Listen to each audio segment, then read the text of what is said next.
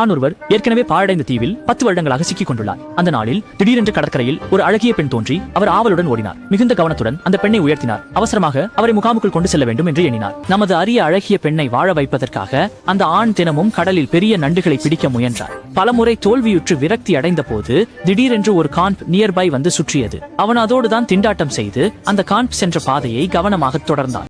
ஆரணிடத்தில் வாழ்வது வெறுத்துவிட்ட மனுஷன் இங்கே இருந்து தப்பிக்க ஆசைப்படுகிறான். அந்த நாள் அவர் திடீரென கடல் மேல் ஒரு யாஸ்ட் மிதப்பதை பார்த்தார். அவர் குரல் கொடுத்து அழைத்தார். ஆனால் யாஸ்ட் மிகவும் தொலைவில் இருந்ததால் அது கேட்க முடியவில்லை. திடீரென தனது ரகசிய கருவி ஒன்றை நினைத்தார். பதுங்கி எடுத்து தனது முகாமிற்கு ஓடியார். தோண்டும் பெட்டிகளை திருப்பி புரட்டி பார்த்து பல ஆண்டுகளாக ஜன்சாங் செய்து வைத்திருந்த தனது ஆயுதம் ஒரு சிக்னல் பம்பை கண்டுபிடித்தார். அவர் கடற்கரைக்கு சென்று பத்திரமாக சுடுகன் எடுத்து தவறாமல் சுட்டார்.